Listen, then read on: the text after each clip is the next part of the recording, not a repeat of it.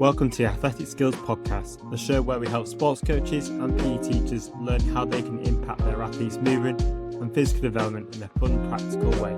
I'm your host, Isaac, founder of Athletic Skills, and in today's episode, we'll be chatting to Sam Cleaver, who is strength and conditioning coach as well as a rugby coach across various age groups. We discuss how Sam combines S&C within his technical coaching, also how S&C can be done in and out of a gym, how gym-based and S&C movements can transfer to technical development, and Sam's passion for women's sport.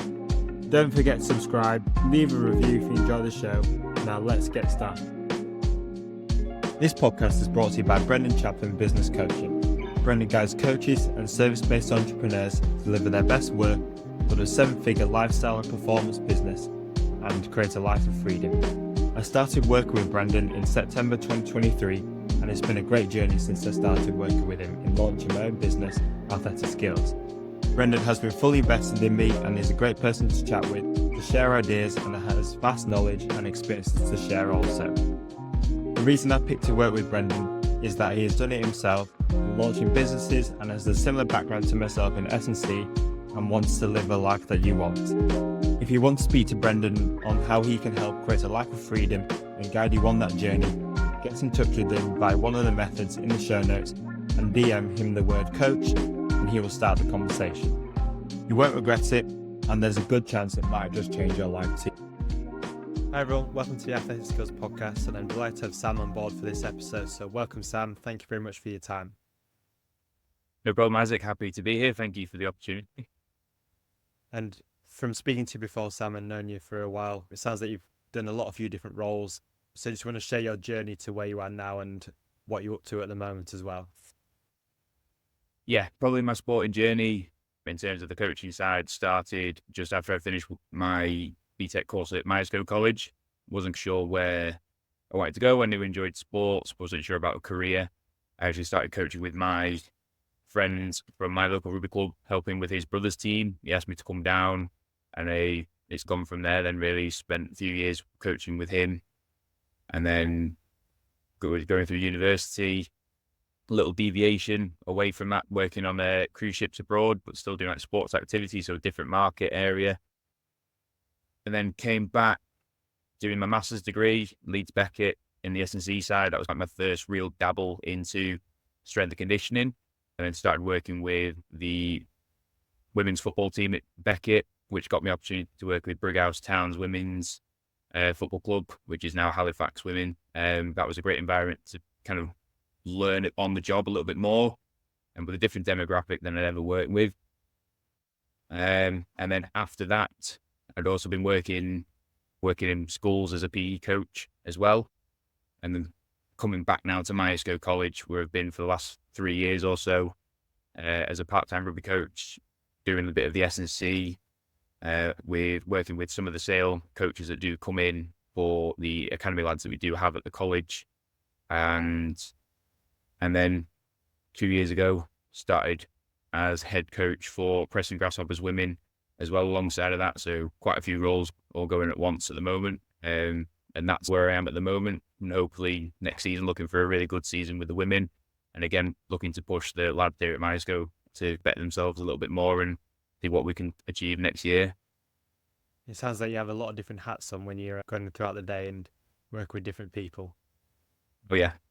It's good though, because like sometimes it can get samey with if you do working with the same people all the time, and you can sometimes maybe feel like you're at a dead end.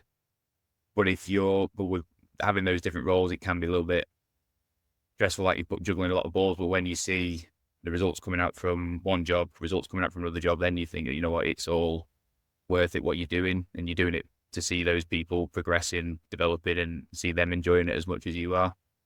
And it's something that I try and show or tell coaches who are developing, whether that's sports coach or S&C coaches, to experience in different environments and working with different athletes, like females, youth, or male athletes, and you get so many different transferable skills and ways of communicating with people that I'm sure you've learned over the years as well. Yeah. It's like you see loads of coaches, they always say about having that culture, that positive environment for players and athletes to grow into. It's making sure that it's it is tailored almost to each one in a different way. Some are wanting to progress and perform elitely. Some are just looking for that social aspect of it.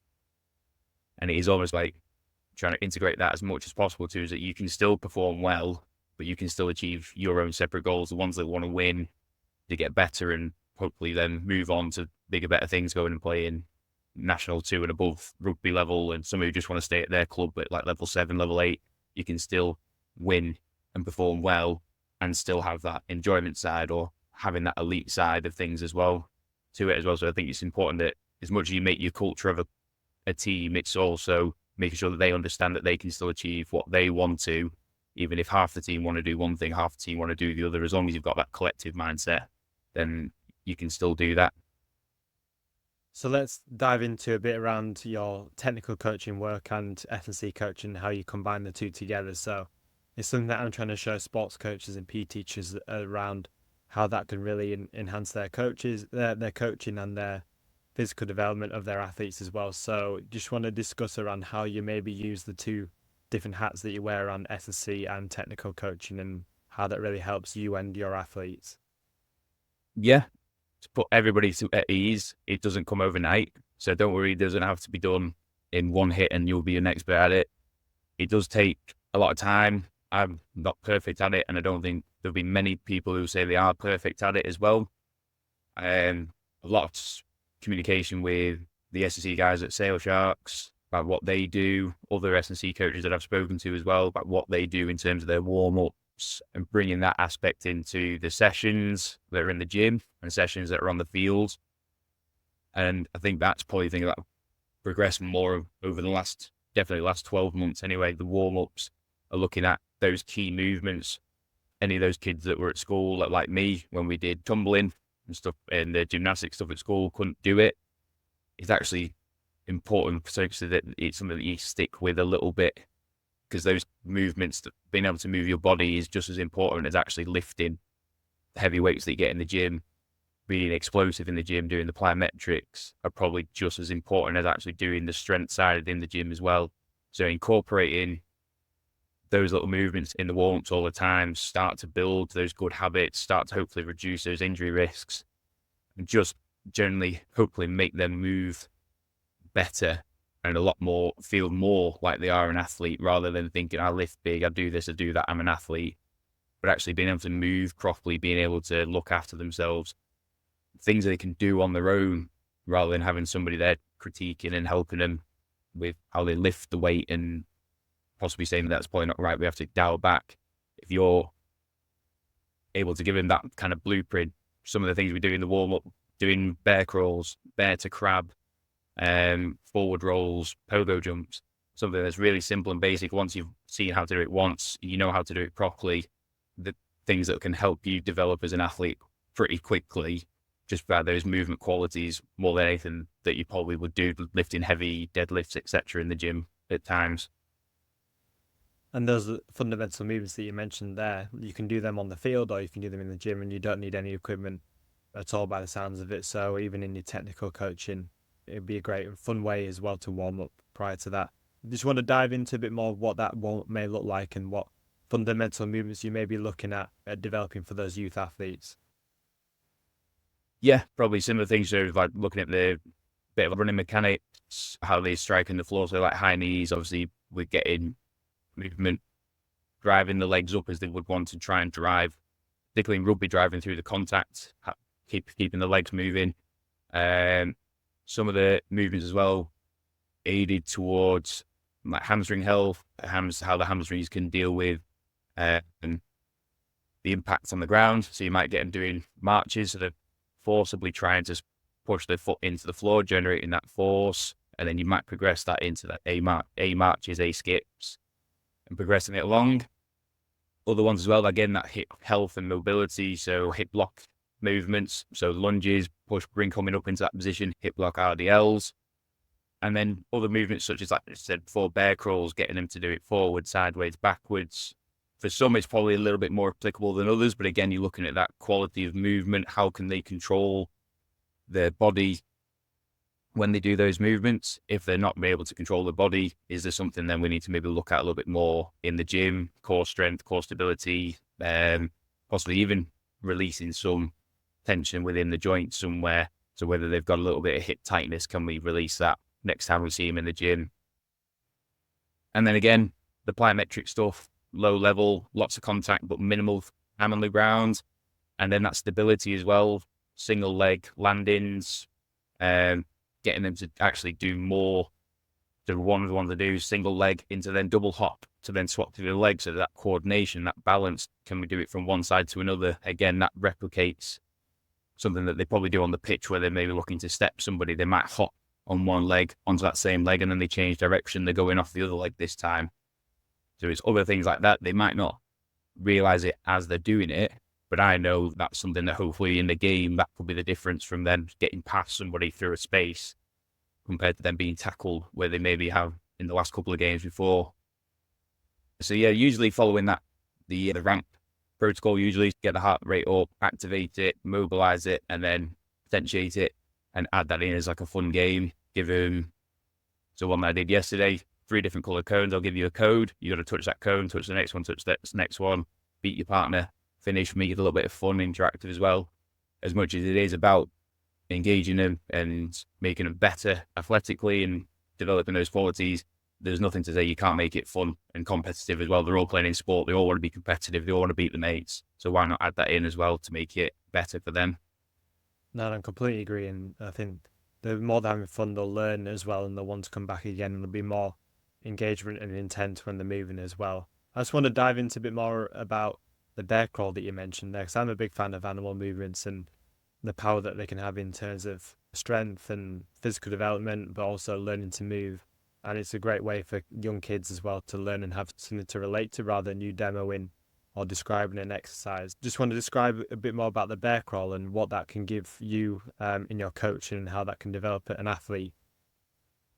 Yeah, obviously across the whole board is that development, moving patterns, understanding the body. But if we're looking particularly at the forwards, particularly front row, second row, that is a position they're going to be in when they come into scrummaging. Obviously, hands are off the floor, but it's something we can start to develop their core strength with, and then we can start to add in variations. So you can have it where they'll line up with a partner, opposite arm to opposite arm, so then only one arm. So they're controlling that balance there where they've got one arm's off the floor, making sure they keep the body straight. Other ones that I've seen from other rugby coaches in professional fields is having one partner is doing the bear crawl, other partner has actually got both hands on the side in that kind of that scrummaging bear position, and they're moving along unison. So you're looking at then other fundamental skills of communication and teamwork. You're looking at that core stability and that strength as well, and that balance that they need when they're in the scrum. As much as they've changed the scrums a lot over the last 20 odd years, they still can be quite a dangerous area for young athletes in particular if they are not capable of not being able to control their own body. So I think using that as much as possible to help with that safety aspect as well, I think is really important. And I think, yeah, again, making sure that is aware to the athletes that when they start doing that, if we then go and do a live scrum, they can see that difference is there. Actually, I feel like that's worked by doing that. And again, it's just something that hopefully becomes a day-to-day thing. If I'm not there doing a session, hopefully it's something they think I'll do once just to get me through it, to help me with my warm-up, this, that, and the other. But yeah, loads of other animal movements that I've done with like rugby tots, work with rugby tots, little kids, getting them to name an animal. They do it. A lot of dinosaurs in there, to be fair, with a few times, but that a little bit of fun, the idea of moving different ways just to open up the chain, I think is just really important that they do that. And hopefully they understand why necessarily we are doing that. And then you mentioned a bit around working in the gym and taking your athletes into the gym and doing some, whether it's strength-based or power-based work. So from an SSC point of view, what transfer can that have onto the technical performance to show sports coaches the use of what actually goes on in the gym and how that can help their athletes develop? Yeah. So again, looking at, things that I've looked over the years, a little bit more, probably more recently as well, is the stuff that you say transfers into the key skills. So the rotations, the trunk rotations, so doing like the pull-off presses, So being able to keep themselves sturdy, as if they are taking that impact from a tackle, but also having that looseness and that ability to turn from their core to make the passes as well and generate the power from their core. A lot of some of the athletes that I've worked with that are younger, they generally try and produce it from their arms. They try and use it from their wrists, and the passes are not getting to where they potentially could do. The action is there, but they haven't got the power there. So showing them and getting them to do those movements in the gym, and then say, right, now you've done it with a medicine ball, which is a little bit heavier than a rugby ball. Now do it with a rugby ball, copy that same motion, and they will see then that actually they're getting the flight of the ball is a lot cleaner. They get generating a lot more power. They've probably added already another meter or so onto their pass. And they almost seem surprised by it. It's no, because all you've done now is just done exactly what you did in the gym. It added an extra 20, 30 degrees of a turn rotation in your core, and you've activated it and allowed that to use that to generate that power. And so then that quick sort of turnaround gives that buy-in a little bit more. So right now, your progression won't be as much, probably over the next couple of weeks, but you are still going to progress as long as you'll keep doing that and you keep working with those movements. It's going to do that. And as well, adding in the injury reduction factor into it as well. So a lot of the time, they like to do the planks. They like to do a lot of the dirty stuff. Absolutely fine, because in some instances, you're going to need that. But getting them to do that rotational stuff as well does alleviate that injury risk at times, because they are able to move. And again, it's going back to that movement quality. Yes, it's all well and good being able to lift heavy weights and stuff like that, but if you have the flexibility of a tree, you're probably still going to be just as much at risk of getting injured than you are being extremely flexible. So having that good balance, but make sure that they do bring that in where they need to as well. Yeah, I think that's one of the misconceptions of the gym. It's just all about lifting weights and trying to throw weights around or squatting and so on. But there's a lot more that actually goes on in that around. You mentioned the pellet press, the core, a lot of rotational work, medicine balls, which I'm a big fan of as well. So yeah, there's a lot more that goes on in the gym-based training session than just lifting weights, isn't there? Yeah, I'm a big point of that. I was like that when I was here as a student, and then when I left the first couple of years afterwards, I was very much like that in the gym, lift heavy weights, do this, do that. A few things that I did that were building the athletic stuff, so doing a bit of the box jumps, the plyo stuff at times, but it was very much like lift heavy, do this, do that. And then I paid the price for it by injuring my back. And probably say over the last sort of 6 years has been more so me focusing on doing those other fundamental stuff. And it's allowed me to actually shift focus onto other exercises I never really did before. Hip thrust was something I'd never really done before. Testing myself now on it, and it's an exercise I do a lot more. I can do a lot heavier, but also I can feel the relief on my back is a lot better as well. So it's not just a be all and end all. It's squat, deadlift, bench, and just do all those movements. Search the other opportunities as well that are out there for those movements that help. It doesn't mean you're going to lose performance on one of those lifts if you don't do it for a couple of weeks. But as long as you're doing other stuff that supplements it, you're still going to keep those strength gains, but you are going to become more powerful, more stretched, have more strength in your body because you've tested your body in other ways as well. And you come back to those and you think, actually, I'm actually just as strong, if not stronger, than I was. I did bench press 3-4 weeks ago. I've not done it since. And now all of a sudden I'm still doing same weight, bigger weight than that. So I think it's just making sure that they understand that aspect of it as well. And then I'm sure there's a few sports coaches or PE teachers who are working with these youth athletes and now maybe listen to this and seeing the power of what a gym training session could have. And you don't just want them to go and send them off to the gym and off you go. So have you got any recommendations of where they should start with these youth athletes when they take them into the gym, or they advise them to go to the gym? Yeah, I've seen like a few videos from SSE practitioners for like in American high schools, and I think one of the videos I'd seen, they were 9th grade, so year 9 students on a bench, single leg squatting on those benches, pretty much going full length, full depth into that.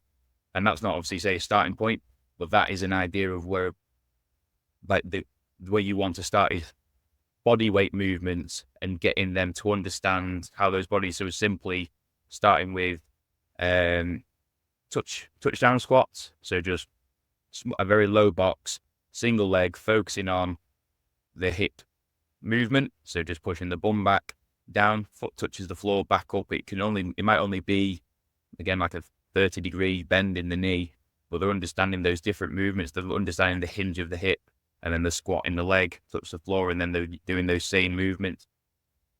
And again, just keeping it fun, even if it is having a load of mats on the floor and just getting them to move around as different animals, shout a different animal out, get them to move around like that, get them to do the tumbling and stuff. Can you do a forward roll? Can you do a side roll? Can you walk around like a crab? Can you walk around like a bear? Doing those different kind of movements. It doesn't have to be, as I believed, complicated. It can be as simple as that, and as stupid as it might look, as silly as it might sound, is actually probably the best thing for him. Because you even look at top level rugby league, they do all the crawling around on the floor, grappling, stuff like that, and that is the basis of a lot of their training pre-season. And look how athletic they are, and big lads that they are as well. It's something very simple, but it helps a lot building that strength and those fundamental patterns. And the last thing on this area, so having that technical knowledge of the sport and also the S&C or the physical development side, has that given you quite good power in terms of when you're analysing an athlete's development or their selection process in terms of you providing feedback or areas for you to go with your coaching to help that player develop? Yeah, because they'll come to me at times and ask, how do I improve this? I feel like this is a little bit tight. And he's just coming into that as all me going to them saying, like, that pass then possibly wasn't where you wanted it to go, was it? Why do you think that was? Like, I can't really pass off my right hand, can't pass off my left hand. Okay, let's go back, let's see it again. They do it again. It's probably because they're not, again, as I go back, they're not rotating actually at the trunk, at the core. So you're saying to them, try and do that a little bit more, really exaggerate the next pass that you are punching, and you're rolling that arm over to that side a little bit more. Try and get that arm all the way across. And when they've done that, then they've realised then that's probably the case. So what you want you to be doing then is either like something with the cable, something with the resistant band, light resistant band, and you're just doing those rotations. Nothing fancy, nothing excessive. It's just that you're focusing on that pattern and holding that and getting your body again comfortable into that position. I think particularly over COVID, there was probably a lot of athletes that probably, younger athletes in particular, that probably don't have access to any of that. They've never really thought about it. They've come back to the sport and they can't understand why they can't achieve maybe the similar sort of heights they were at before.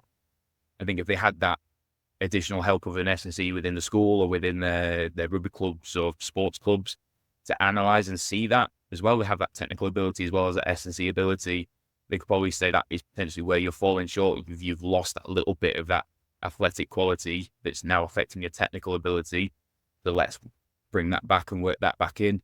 Again, and it's simple as well of just doing some simple yoga stuff all the time as well would just be beneficial for them. It doesn't necessarily have to be a full S&C session. It can be a yoga session they find online that looks to open up, again, like the body of the chain and help them with just to work on those technical abilities, help them bring those technical abilities back up. Yeah, and I guess it just helps you analyze the problem in different ways from not just the technical side or not just from a physical point of view, but from different perspectives as well. So let's just finish on one passion of yours. So you mentioned before around doing a lot of work in women's sports, so around the football and rugby. So why is this a big passion of yours, and what have you really enjoyed about it? I think working in the environment that I was working in with the football, I really enjoyed it. They were so welcoming from the start. They were very interested about what I did, the S&C side, and when I did a little bit of that with them, they were like, "Oh, that's really good." And there was that instant buy-in from them straight away, probably because it's something, again, they probably never had before. Whereas with some of the age groups that I've worked with the boys, it's something they probably had access to a lot. So they probably don't, I'm not saying take it for granted, but they don't probably necessarily appreciate it as much. And coming into the women's rugby recently as well, something again that I wanted to do, I want to see the women's game grow more and more with rugby. We look at how football's growing at the moment, particularly like Arsenal women getting 50-odd thousand people in a stadium when nobody thought they could do that. I'd like to start seeing women's rugby being able to get those kind of numbers down and getting them involved. So many times, I've had one girl that I've coached this year who said that she's going to university and pretty much this is her last game of rugby. Like she won't be playing rugby through uni. And I think that's quite sad because she's somebody that's represented her county. She's a really good player. Yes, she's had a few injuries, but she has talent there that the talent now is going out of the pool. So the pool gets smaller with those people dropping out. So I think it's important that we try and make sure that there's that opportunity there for them to continue to play. There are opportunities out there. You can play at a level and given that opportunity.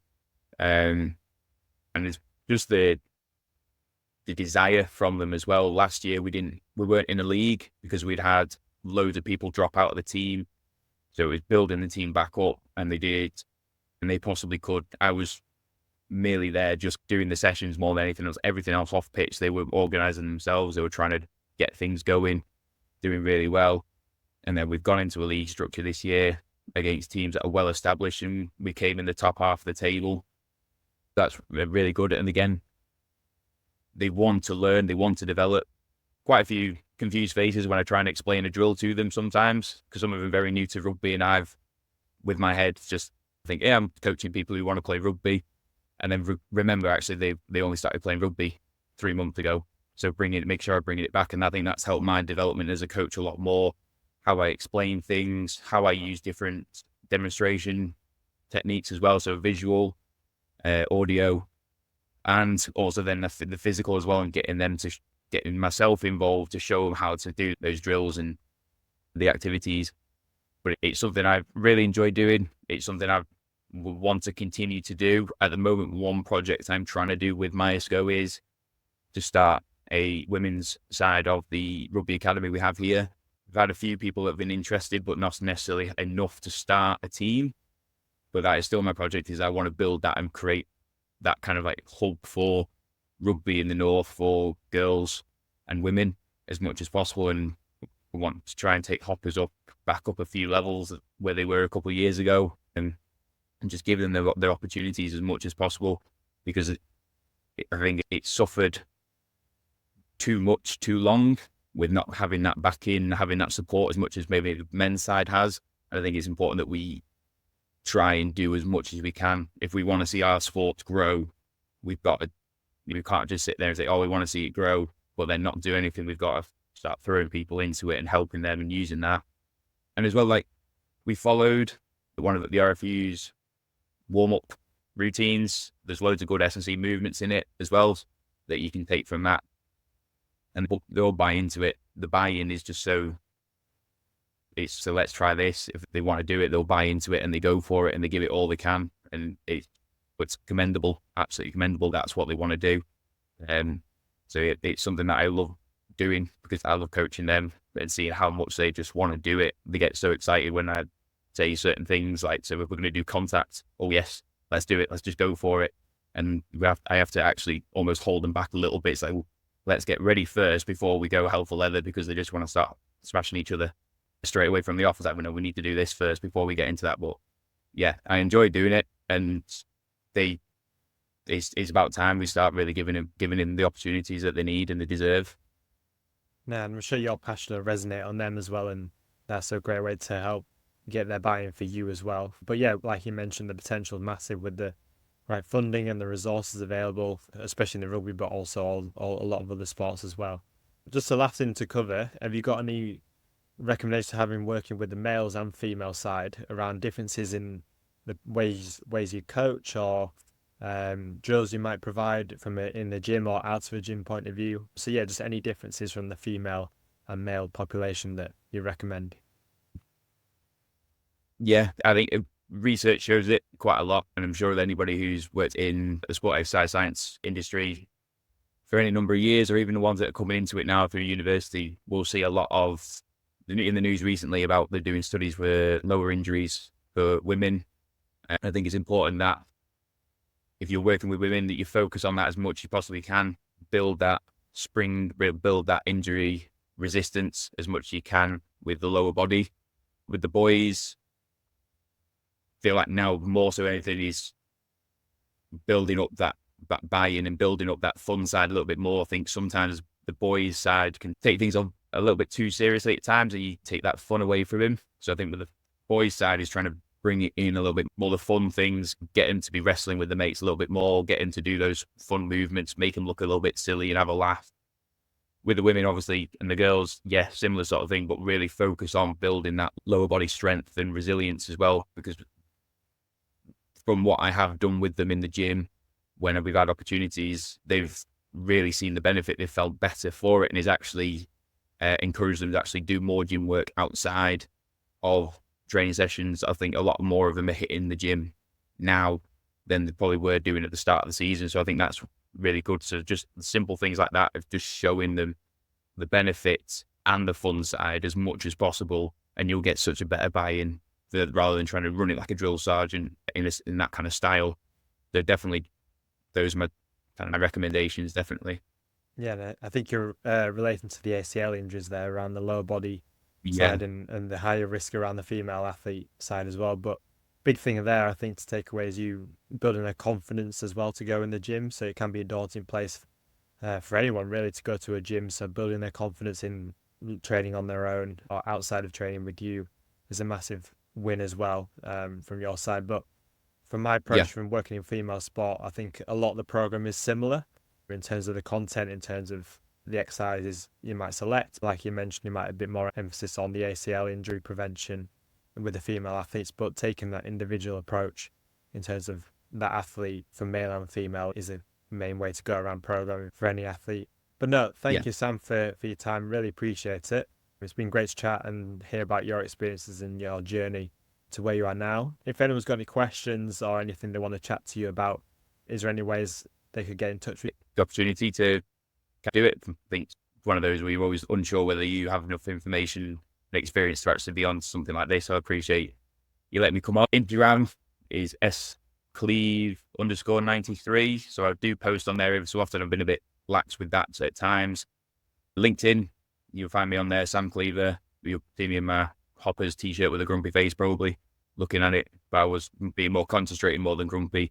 Again, don't post much on there, but I'm again looking to try and do as much as I can, posting on there a little bit more. But yeah, find me on there and hopefully interact with a few more people and help each other as much as possible.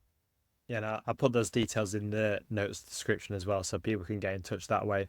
But no, thank you very much for listening, guys, and thank you, Sam, for joining, and look forward to speaking to you soon. Yeah, you too, Isaac. Thank you.